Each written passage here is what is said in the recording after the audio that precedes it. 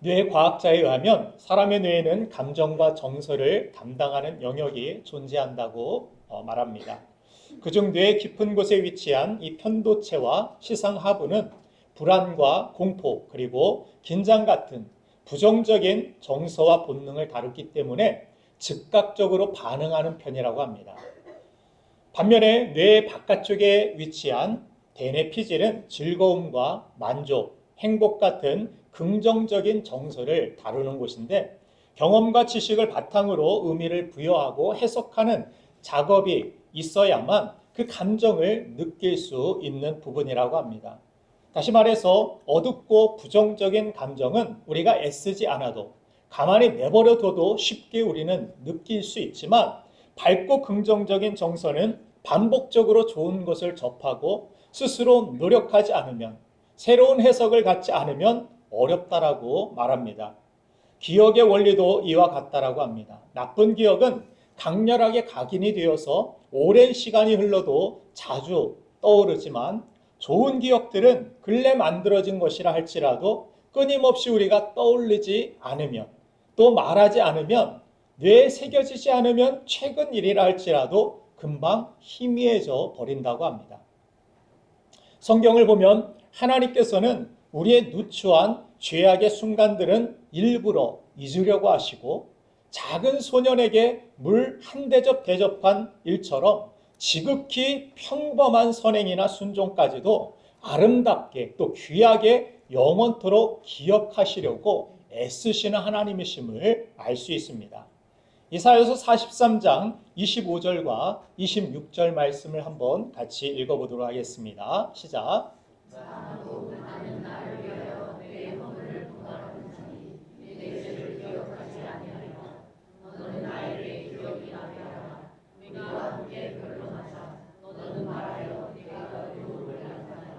아멘.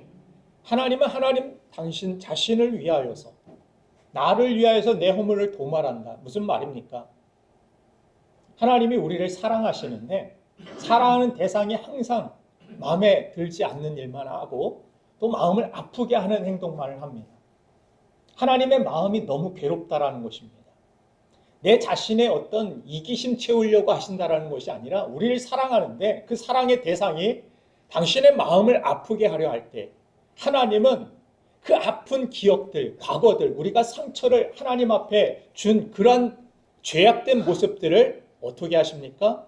우리를 아름답게 기억하시기 위하여 스스로 죄를 도말하시는 분, 죄를 사하여 주시길 원하시는 분, 그분이 하나님이시라는 사실을 성경을 통해 우리는 배울 수 있는 것입니다.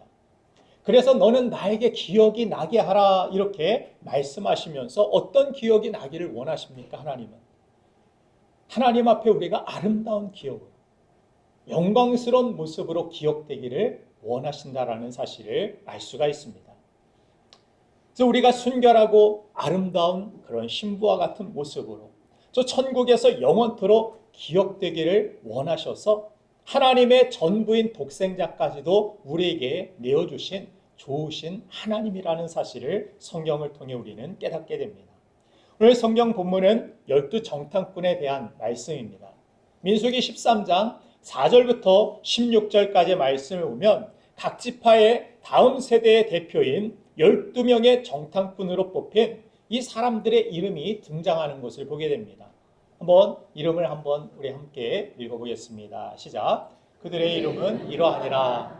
루벤 지파에서는 사세의 아들 삼무하요, 시므온 지파에서는 후리의 아들 사가시오, 유다 지파에서는 요동의 아들 갈렙이요, 이사갈 지파에서는 루즈의 아들 이가리요, 에프라임 지파에서는 릴의 아들 호세아요, 베냐민 지파에서는 라브의 아들 가레리요, 스불론 지파에서는 소디의 아들 갓디엘이요, 요셉 지파 곧 므낫세 지파에서는 수시의 아들 갓디요, 단 지파에서는 그말리의 아들 암미엘이요, 아셀 지파에서는 미라의 아들 수리요, 납달리 지파에서는 오시의 아들 라비요, 갓 지파에서는 마디의 아들 구레이니, 이는 모세가 땅을 정탐하러 보낸 자들의 이름이라. 모세가 눈의 아들 호세아를 여호수아라 불렀더라. 아멘. 각 지파 대표 차세대 주자들인 각 지파에서 가장 뛰어난 사람들, 가장 머리가 좋고 가장 탁월한 사람, 그 12명의 이름이 오늘 성경에 기록되고 있습니다. 이들이 정탐을 하러 가나안의 지도를 그리기 위하여서 그 땅으로 먼저 파견이 되었습니다. 그런데 이 12명의 이름을 쭉 읽으면서 이 중에 여러분들이 기억하는 이름 몇 명입니까? 2명이죠. 여호수아, 갈렙. 꼭 특별한 이름으로 기억한다라면 14절 말씀과 같이 윕시의 아들 나비요. 나비는 알죠? 그러나 그 나비가 아니라 굳이 기억하려고 한다면 쥐어짜내서 나비라는 사람도 있었네. 특이한 이름이다. 이 정도죠. 그러나 우리가 잘 알듯이 이 중에는 여호수아, 갈렙만 12명의 사람이 기록되어 있지만 기억된 사람은 2명입니다. 저는 오늘 예배하는 여러분들이 하나님 앞에 정말 우리 성도로서 성도의 명부에 기록된 것에만 그치지 않고 하나님께 기억된 바 되는 거룩한 믿음의 사람 되기를 간절히 축복합니다.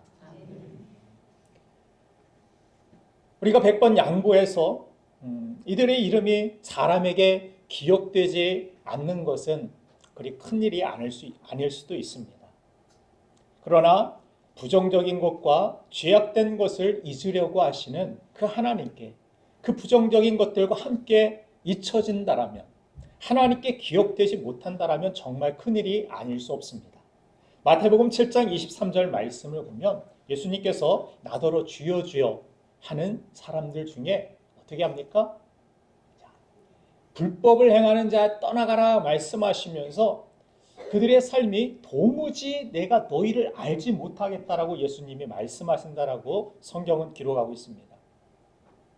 내가 이것도 했고 저것도 했고 나 이런 사람인데요. 예수님 앞에 이렇게 천국문 앞에서 예수님께 막 이야기하는데 불법을 행한 자들은 다 내게서 떠나가라. 내가 도무지 너희를 알지 못한다며 천국문 앞에서 쫓아내시는 그 장면을 예수님께서 우리에게 말씀하시는 것을 보게 됩니다. 이유가 무엇이었습니까? 불법을 행하는 자, 부정적인 열매를 맺은 사람들을 향하여서.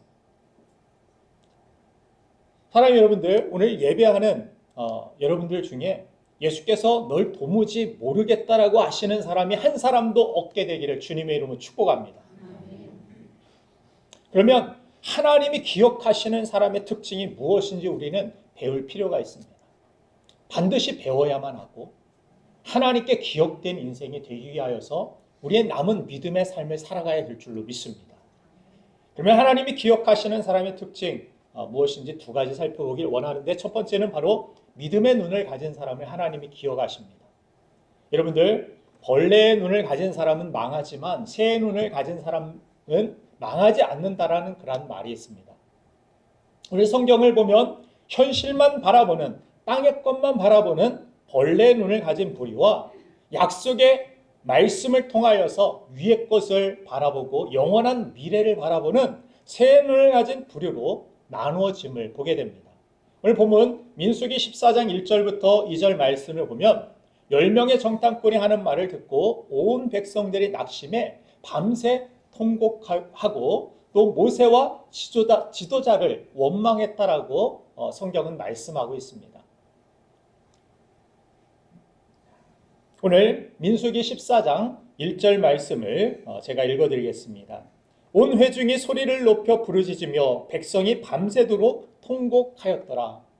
밤새 하나님 앞에 엎드려서 울었다라고 이야기합니다.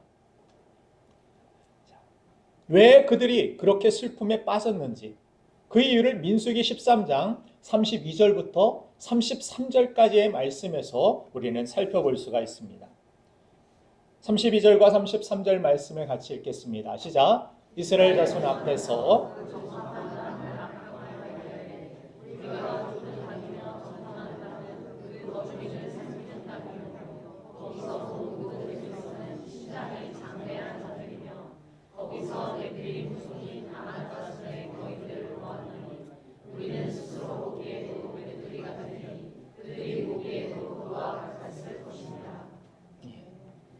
우리는 메뚜기와 같다. 한마디로 우리는 벌레다라는 것이죠. 저는 이 말씀을 한 주간 묵상하는 가운데 나는 반딧불이라는 노래를 우연치 않게 듣게 되었습니다. 이런 가사입니다. 나는 내가 빛나는 별인 줄 알았어요. 한 번도 의심한 적 없었죠. 몰랐어요. 난 내가 벌레라는 것을. 그래도 괜찮아. 난 눈부시니까. 하늘에서 떨어진 별인 줄 알았어요. 소원을 들어주는 작은 별. 몰랐어요. 난 내가 개똥벌레라는 것을. 이런 가사입니다. 이 노래가 나오고 댓글이 3만 개 이상이 달렸는데 이 노래가 내 현실과 같습니다. 눈물이 납니다. 내 막막한 현실을 바라보면서 나는 벌레같이 그렇게 느껴집니다. 젊을 때는 몰랐는데 40대가 되고 50대가 되니 제가 벌레와 같이 그렇게 초라하게 느껴집니다. 이렇게 상실감과 좌절감으로 벌레의식을 가지고 사는 사람들이 참 많음을 보게 됩니다. 오늘 본문에 등장하는 이 10명의 정탐꾼 역시 자신을 메뚜기와 같은 벌레의 시각을 가지고 살고 있었다라는 것을 성경은 강조해주고 있습니다. 반면에 우리가 기억하고 하나님이 기억하시는 바된 여호수아 갈렙 이 두 사람은 마치 독수리와 같은 눈을 가진 사람들이었음을 성경은 말씀합니다. 그들의 고백을 한번 같이 읽어보겠습니다. 민수기 14장 9절 말씀을 한번 같이 읽어보겠습니다. 민수기 14장 9절 말씀 제가 읽어드리겠습니다. 다만 여호와를 거역하지는 말라. 또 그 땅 백성을 두려워하지 말라. 그들은 우리의 먹이라. 그들의 보호자는 그들에게서 떠났고 여호와는 우리와 함께 하시느니라. 그들을 두려워하지 말라 하리. 아멘. 그들은 우리의 먹이라고 그렇게 이야기합니다. 새가 벌레를 봤을 때 벌레는 먹이입니다. 그러나 벌레가 새를 봤을 때 그들 앞에 우리는 벌레입니다. 먹이입니다. 이 두 정탐꾼은 10명의 정탐꾼과는 반대로 우리는 메뚜기가 아니라 독수리입니다 라고 고백하고 있는 것입니다.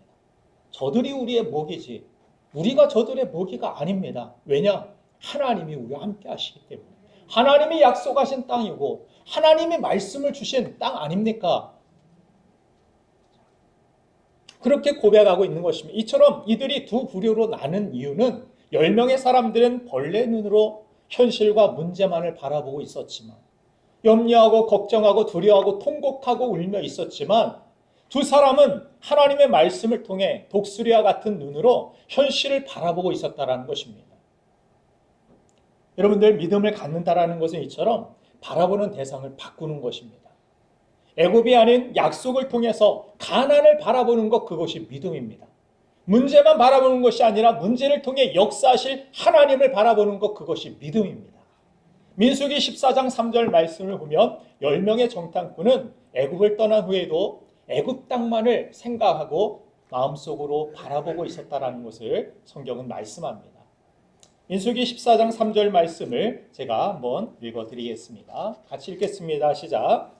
어찌하여 여호와가 우리를 그 땅으로 인도하여 하나에서 지나가였나 우리 사자가 사로잡히니 애굽으로 돌아가는 것이 낫지 아니하냐. 그들은 문제만 생기면 무엇을 떠오르고 무엇을 바라보았느냐면 애굽 땅이었습니다. 애굽이 낫다. 우리가 아직 차지하지도 않은 그 땅까지 너무 갈 길이 멀고 위험이 너무 많다. 그런 위험한 곳보다 그냥 매를 맞고 그냥 좀 비루하게 살아도 하루 그냥 새끼 많지는 않지만 그래도 먹고 살만한 그런 노예의 땅 애굽이 오히려 낫다라고까지 이야기하는 그들의 마음속에는 늘 애굽을 그리고 바라보고 있었다라는 사실을 성경은 우리에게 보여주고 있는 것입니다. 반면에 이 두 명의 정탐꾼인 여호수아와 갈렙은 오직 하나님이 말씀하신 가나안 땅만을 생각했고 가나안 땅만이 우리의 땅이고 나에게 하나님이 주신 땅은 나에게 가장 좋기 때문에 주신 땅이고 그 하나님께서 가라 하셨을 때는 내가 그 땅을 차지할 수 있기 때문에 우리는 그들이 가진 어떤 체력이나 우리는 거인도 아니고 어떤 능력도 없지만 하나님이 가라 하셨을 때는 내 능력으로 이루는 것이 아니라 하나님이 도와주실 것을 믿기 때문에 그래서 그들은 가나안 땅을 계속 생각하고 바라보고 살았다라는 것을 성경은 우리에게 강조하여 말씀합니다. 그 결과 1세대 중에서는 10명의 정탐꾼은 가나안 땅에는 들어가지 못했습니다. 그러나 단 이 두 사람, 믿음의 눈을 가지고 마치 아직 가지지도 않은, 아직 성취되지 않은 그 약속의 땅을 나의 것과 같이 이미 차지한 것 같이 바라보고 또 소망하고 그렇게 믿었던 오직 여호수아 갈렙 이 두 사람만이 1세대 중에서는 들어가게 되었음을 성경은 기록하고 있습니다. 이처럼 믿음은 바라보는 싸움입니다. 바라보는 싸움. 바라보는 것을 바르게 선택하는 것이 우리의 미래를 바꾸게 됩니다. 오늘 여러분들의 마음을 근심하게 하고 두렵게 만드는 그 땅에는 네피림이 있고 그 땅에는 아낙 자손들이 있고 그 땅을 우리는 차지할 수 없을 거야. 나를 두렵게 하는 그 문제는 무엇입니까? 그 문제를 여러분들 어떻게 바라보고 있습니까? 벌레의 시선입니까? 아니면 독수리와 같은 믿음의 시선입니까?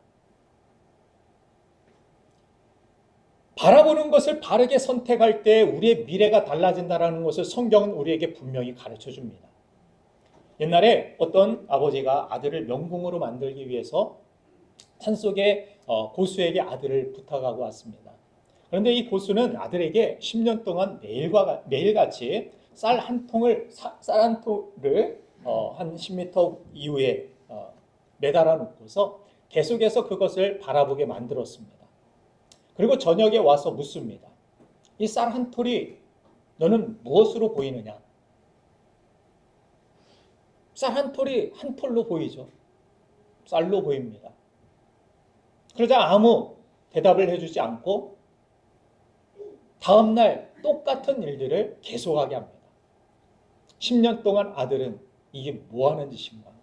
내가 화를 배우러 왔는데, 명궁이 되고자 왔는데, 나에게 쌀을 계속해서 바라보고 똑같은 질문만 반복하고 아무것도 가르쳐주지 않는, 여기에 내가 계속 있어야 되는가?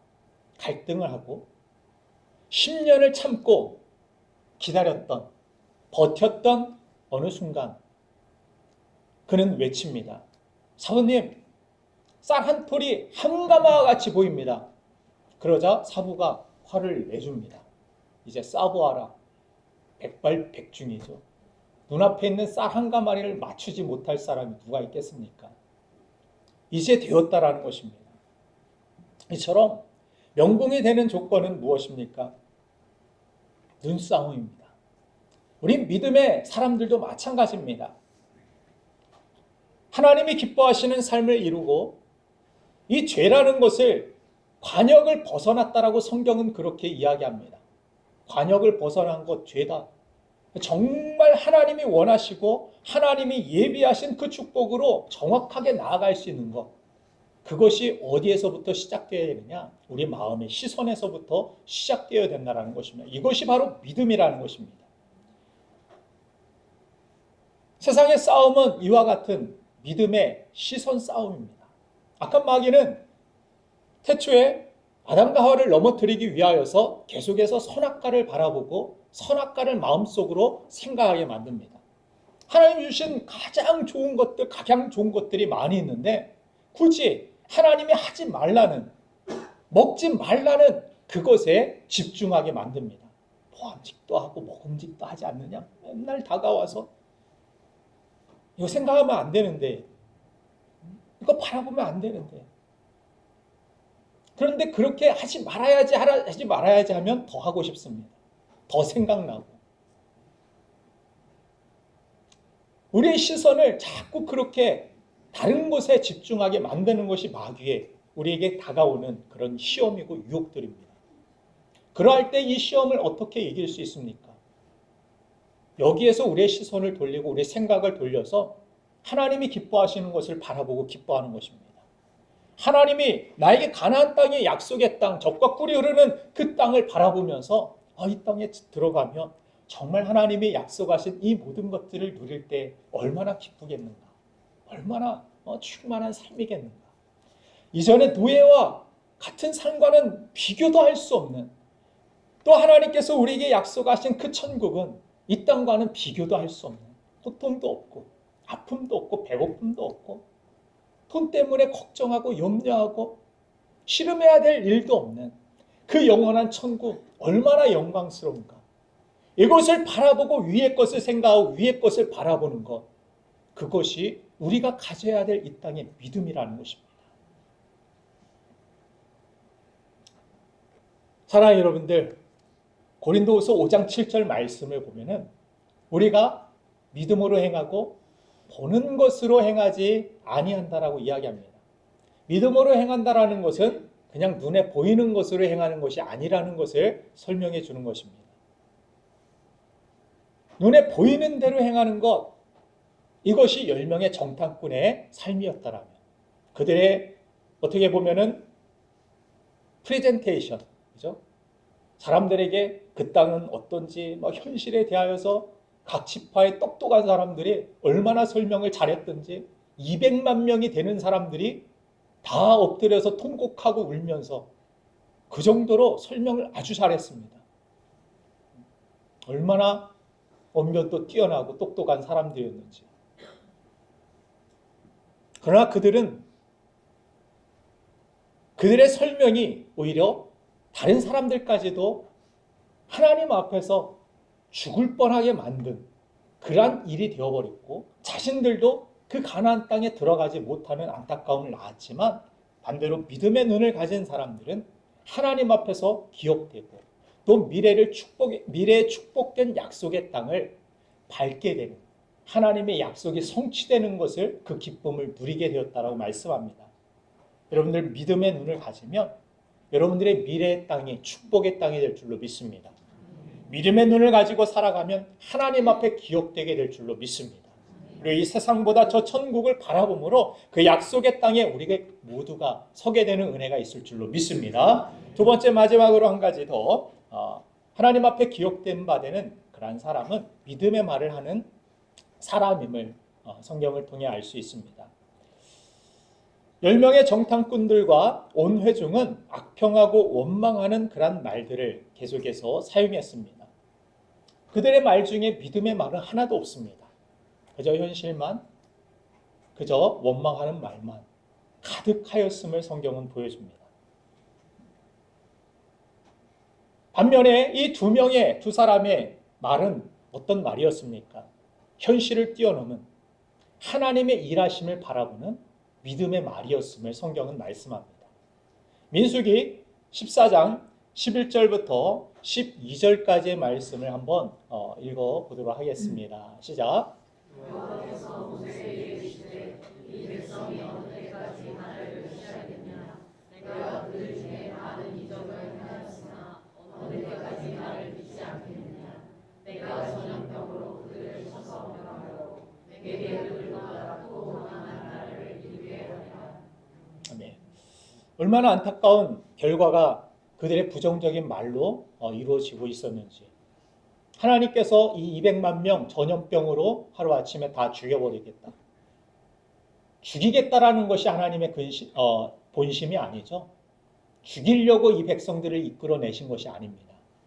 이 백성들을 믿음의 사람, 가장 영광스러운 민족으로 세우시기 위하고, 또한 그들을 하나님이 얼마나 사랑하시는지, 그들의 삶 속에서 부정적인 이 말들이 그들의 미래에 어떤 저주와 고통을 가져오는지를 하나님은 아시고 그들에게 이 부정적인 말을 제하기를 원하셨습니다.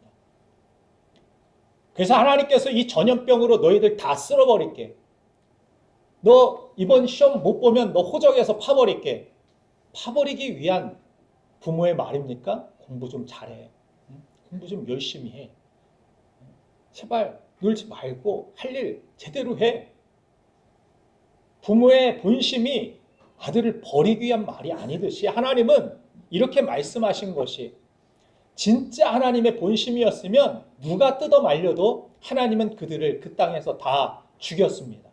전염병으로 다 하루아침에 멸하셨을 것입니다. 그런데 여기에서 이 중에서도 믿음의 말을 하는 사람들, 믿음의 말을 하는 사람들의 모습을 하나님은 보고 싶으셨고, 한 사람이라도 그런 사람이 있으면 그들의 삶의 모든 저주를 돌이키고 그들의 악하고 부족한 모습을 잊어버리시고 좋은 모습으로 다시 기억하시고 새롭게 그들의 삶을 축복의 땅으로 인도하실 원하셨다라는 것을 보게 됩니다. 민수기 14장 5절 말씀에 그 한 사람의 모습이 또 성경에 기록되고 있는데 같이 한번 읽어보겠습니다. 시작.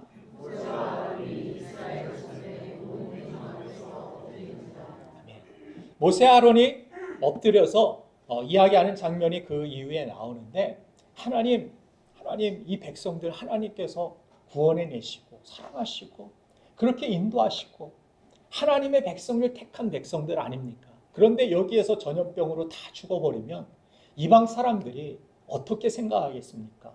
하나님 이 사람들을 좀 불쌍히 여겨주시고 살려주세요. 용서해 주세요. 그렇게 하나님 앞에 간구했을 때 살리는 말을 하는 기도의 말을 하는 이 모세의 기도를 통하여서 하나님께서 어떻게 하셨습니까?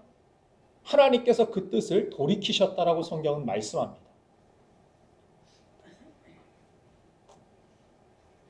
민수기 14장 30절 말씀도 우리 한번 같이 읽어보도록 하겠습니다.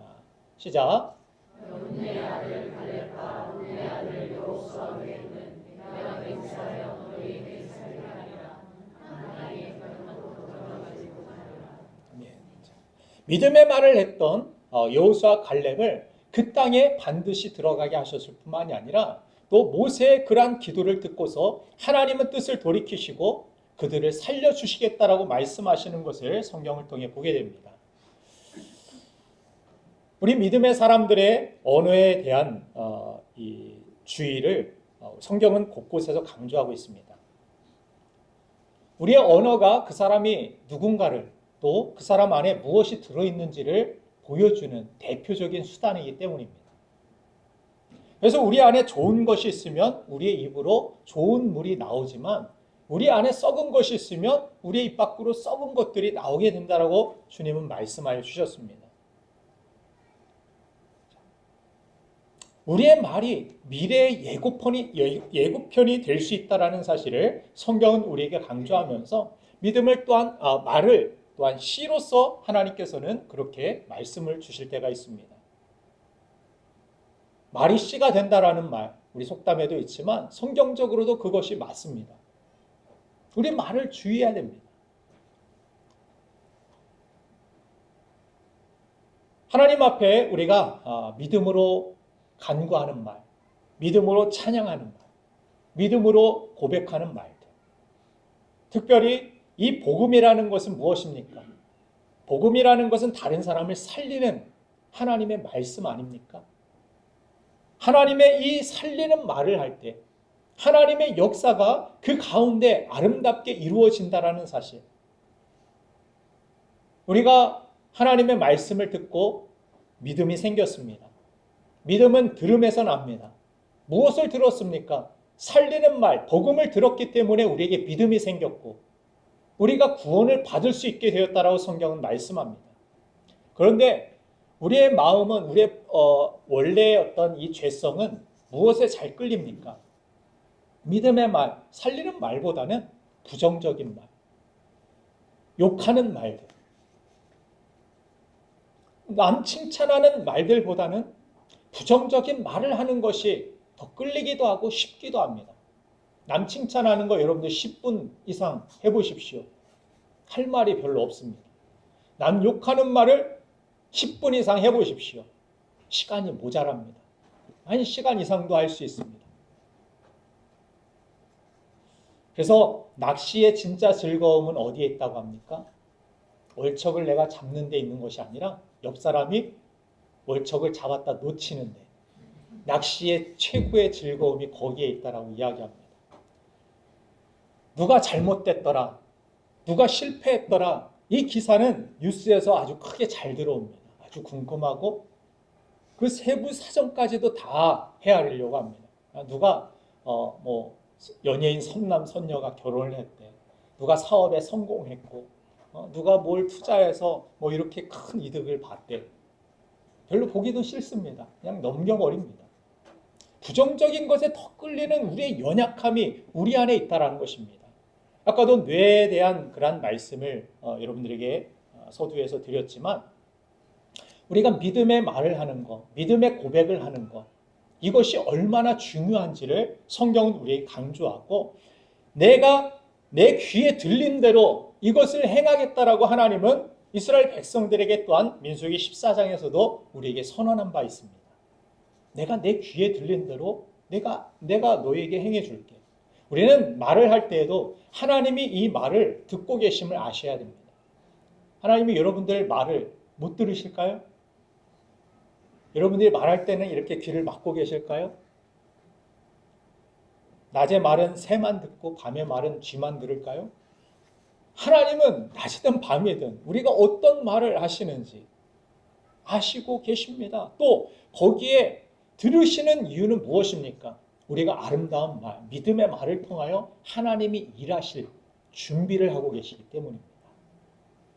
그럼 우리가 잘못 세상 사람들과 같이 믿음의 말이 아닌 부정적인 말들을 할 때 하나님은 아파하고 계십니다. 하나님은 슬퍼하고 계십니다. 고통받고 계십니다. 그 죄성의 말들을 우리가 토해낼 때 우리가 하나님의 택한 백성으로서 사람을 살리고 예수님이 이 땅에 사역하셨던 모습들 여러분들 기억하시죠? 바리새인들이 끝까지 막 쫓아다니면서 예수님을 어떻게 하면 끌어내릴까? 어떻게 하면 죽일까? 어떻게 하면 저 사람을 율법에 비추어서 돌을 던져서 처단할까?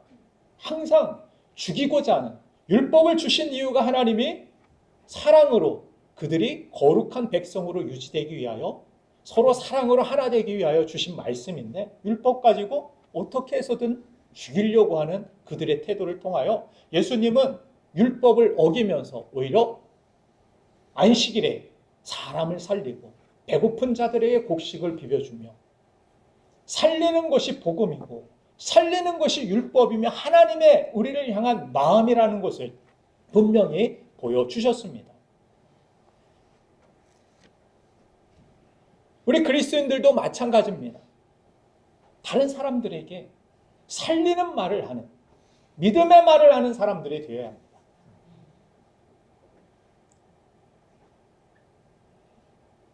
우리가 때로 그런 생각을 합니다. 저 사람에게는 뭔가를 맞는 말을 해주고 가르쳐줘야 되는데, 그렇죠?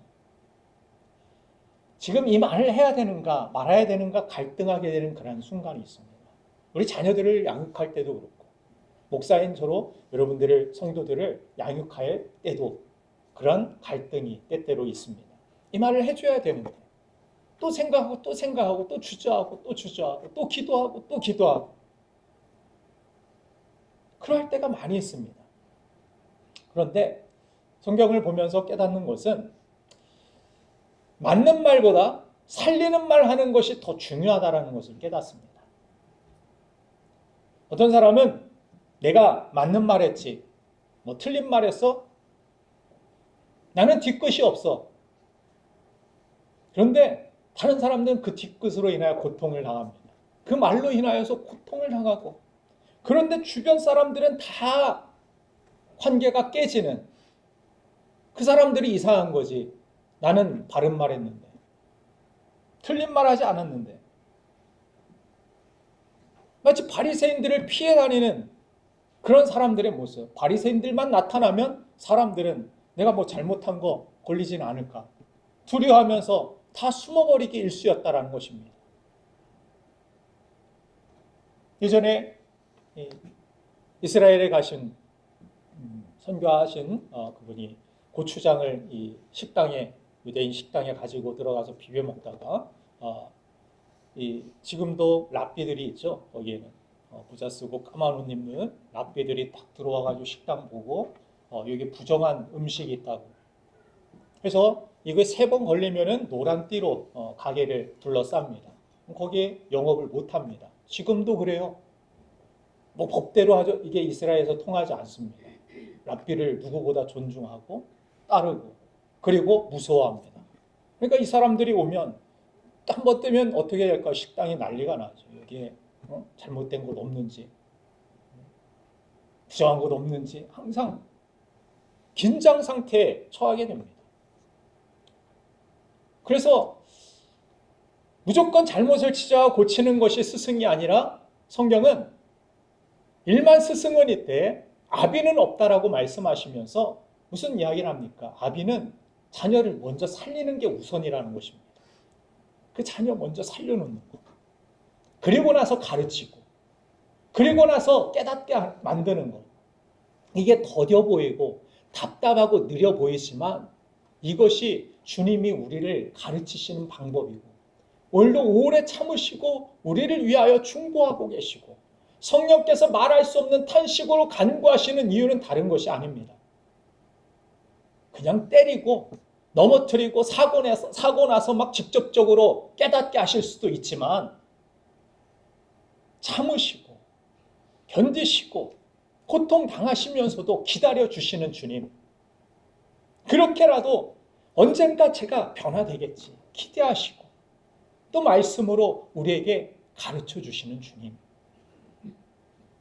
그것이 주님의 마음이고 사랑이고 교육 방식임을 성경을 통해 우리는 깨닫게 됩니다. 다 말해버리면 자기는 속이 시원할지 모르지만 주변은 점점 죽어가게 된다라면 그것은 살리는 말이 아님을 우리는 알아야 됩니다.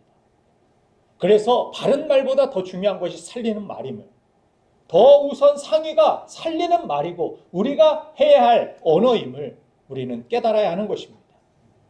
오늘 10명의 정탐꾼의 말로 인해서 거의 200만 명의 사람들이 부정적인 사람들로 변해버렸다라고 말씀드리지 않았습니까? 그래서 요한일서 4장 5절 말씀을 보면 세상에 속한 사람은 세상에 속한 말을 한다라고 그렇게 이야기하고 있습니다. 세상에 속한 사람들은 믿음의 말이 아닌 세상에 속한 말을 하는 사람들이다. 세상에 속한 말 중에 가장 대표적인 말이 부정적인 말, 비판하는 말, 그런 말임을 성경은 말씀합니다. 그래서 민수기 14장 28절에 너희 말이 들린 대로 내가 행하겠다라고 주님께서 말씀하시는 것을 보게 됩니다. 제가 어렸을 때 제 소원 가운데 하나가 여동생을 갖는 것이었습니다. 제 친구들 이렇게 보면은 여동생이 같이 놀다가 오빠 밥 먹으래 그러고 불려갑니다. 오빠 이렇게 데려가고 챙겨주는 동생의 모습을 보니까 너무 귀엽기도 하고 사랑스럽기도 하고 나도 저런 동생이 있었으면 좋겠다. 내가 정말 잘해줄 텐데 그런 생각을 했습니다. 근데 제가 결혼을 했는데 제 집사람이 저와 동갑입니다. 저와 동갑인데 저보다 생일이 5개월 빨라요. 5개월 빠른데 제가 제 집사람을 바라보면서 그래도 그때 생각이 나서 여보 내가 부탁이 있는데 나한테 오빠라고 해봐. 오빠라고 한 번만 불러봐. 내가 맛있는 거 사줄게. 그래? 죽어도 안 합니다. 지금 그래요. 어제가 결혼 기념일이었는데 25년 넘게 같이 살았는데 아직도 오빠라고 부르지 않습니다. 한 번만 제 죽을 때 소원이라고 하면 들어줄까요? 오빠 잘 가 죽을 때 그럴래나? 듣고 싶은데 그 말 들으면 막 힘이 날 것 같고 별거 아닌데 뭐 자존심인지 뭔지 예전엔 오빠라고 해봐 그랬더니 무슨 오빠야 이 어린 놈의 새끼가 5개월 그래서 제가 호적을 늦게 올린 거라고 뻥까지 쳐가면서 오빠라고 해보라고 그랬는데 살리는 말이라면 뭐 자존심이 대수입니까? 그 말 들어서 그 사람이 살아날 수 있다라면 오빠 아니라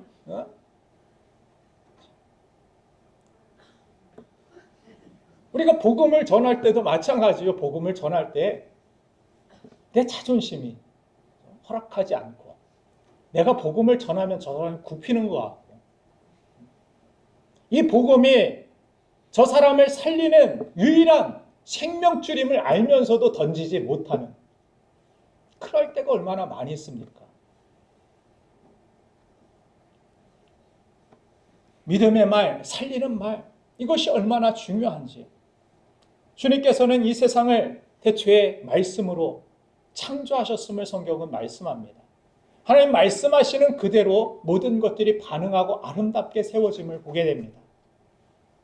주님의 말씀에는 능력이 있습니다. 그리고 그 말씀을 가진 저와 여러분들도 마찬가지입니다. 주의 복음을 전할 때 그 말씀의 능력이 나타나고 그 말씀을 통하여 생명이 살아나는 역사가 있는 줄로 믿으시길 바랍니다. 내 말에는 힘이 없습니다. 나는 말주변 없을 수 있습니다. 그러나 복음 자체가 능력임을 믿으십시오. 복음이 살리는 것이지 내 말주변이 살리는 것이 아닙니다. 성경은 단 한 번도 네 말주변이 사람들을 살릴 것이다 이야기한 적 없습니다. 오직 복음만이, 오직 십자가만이, 오직 예수 그리스도의 이름만이 그 영혼을 살릴 수 있다는 믿음을 우리가 가져야 하는 것입니다. 그러므로 사랑하는 여러분들, 말이 씨앗과 같은 생명력이 있다는 사실, 우리가 믿음의 말을 할 때 그것이 그대로 떨어져서 썩어지는 것이 아니라 우리가 기도할 때 기도로 심으면 하나님의 놀라운 은혜와 축복으로 갚아주실 것이며 채워주실 것임을 믿으시기 바랍니다. 우리가 복음을 전하면 그것이 그냥 땅에 떨어지지 않고 하나님의 능력이 되고 구원의 역사가 되어서 그 영혼을 살리게 됨을 여러분들 믿으시길 바랍니다. 주변 사람들에게도 여러분들 이 믿음의 말들, 칭찬의 말들, 격려의 말들을 자주 하는 습관을 가지시길 바랍니다. 감사의 말을 하는 습관을 가지시길 바랍니다. 뭘 줘도 그냥 당연한 것처럼 마음은 속마음은 그렇지 않은데 표현하지 않아서 그렇게 오해받지 마시길 바랍니다. 우리 그리스도인들은 성경에서 보면 친절한 사람이라고 이야기하죠. 베레아 사람들은 친절한 사람들이다. 젠틀맨들이다. 사람들에게 배려할 줄 알고 사람들을 격려하고 칭찬하고 세워줄 줄 아는 사람들이었다고 이야기합니다. 그 사람들이 그리스도인들이다.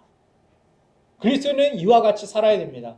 말을, 혀의 권세를 잘 사용하시고 혀를 제어할 수 있도록 성령께서 다스려달라고 기도하시고 우리 입술이 사람 죽이는 데 사용되지 않고 사람 살리고 교회를 살리고 성도들을 살리는 데 쓰임받는 거룩한 삶이 되기를 간절히 바랍니다. 우리 입술을 주목하시는 하나님, 하나님께서 여러분들의 말, 그 귀에 하나님의 귀에 들린 대로 응답하시게 또한 역사하시고 또한 그렇게 행하신다라고 약속해 주셨습니다. 언어 생활이 바뀌시고 믿음의 말을 통하여 하나님께 기억된 바 된 저와 여러분들의 인생 되기를 주님의 이름으로 축원드립니다. 이 시간 함께 기도하겠습니다.